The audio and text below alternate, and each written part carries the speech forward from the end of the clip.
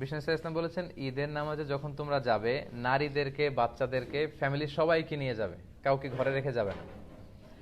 কিন্তু দুর্ভাগ্যজনক হলেও সত্য, আমাদের দেশে এই পরিবেশটা এখনো গড়ে ওঠেনি। জাতীয় ঈদগাহ ময়দান, বাইতুল মোকাররম সহ দুই একটা জায়গায় হয়তো নারীদের ঈদের সালাতের সিকিউরিটির সাথে ব্যবস্থা রাখা হয়, কিন্তু পুরো দেশব্যাপী এটা আমাদের গড়ে ওঠেনি। সচেতনতার অভাবে আমাদের স্কলাররা মনে করেন যে ফিতনা হবে।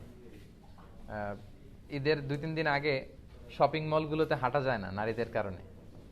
তারপর রাস্তাঘাটে, তার পয়লা বৈশাখে আমাদের বোনরা ঠিকই সেলিব্রেট করে, বাট ঈদের ক্ষেত্রে কিন্তু ওনাদের বঞ্চিত করা হয়, বলা যে মসজিদে যাওয়া যাবে না, ফিতনা হবে। তো এটার ব্যাপারে সচেতনতা দরকার এবং তাদেরকে একটা সুন্দর সিকিউর প্লেস করে দেওয়া দরকার, যাতে করে তারা যেতে পারে। বিশ্বনবী এটাকে এত গুরুত্বপূর্ণ বলেছেন, বিশ্বনবী বলেছেন হাত্তাল হইয়াদ, মেনস্ট্রুয়েশনাল পিরিয়ড চলছে যে নারীদের, মাসিক, তারাও যাবে। কারণ তারা এটা থেকে বঞ্চিত হবে কেন?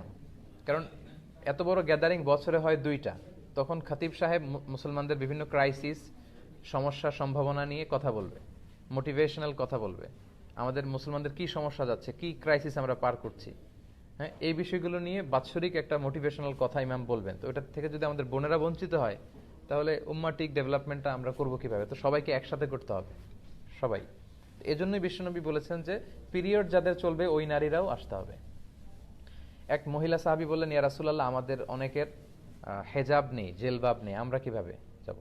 আল্লাহ রাসূল বললেন, তোমাদের যেই বোনের 2-3টা জেলবাব আছে তাদের কাছ থেকে বড় করে নিয়ে যাবা, যাদের 3টা আছে অন্যদেরকে ধার দিবা, নামাজের পরে আবার তোমাকে দিবে, তারপরেও আসবে।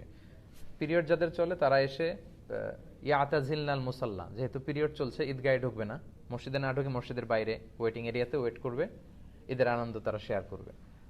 ওয়াশতারিক না দাওয়াত আল মুসলিমিন, ইমাম সাহেবের দোয়া, মুসলমানদের দোয়াতে শরীক হবে।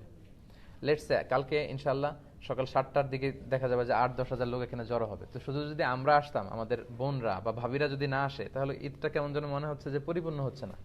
কিন্তু মেয়েরা মেয়েদের এরিয়াতে, ছেলেরা ছেলেদের এরিয়াতে যখন ঈদের শুভেচ্ছা বিনিময় করবে, মানে মনে হয় যে ভালোবাসা, সবাই মিলেমিশে একাকার। এটাই ঈদের মূল স্পিরিট বা সৌন্দর্য আর কি।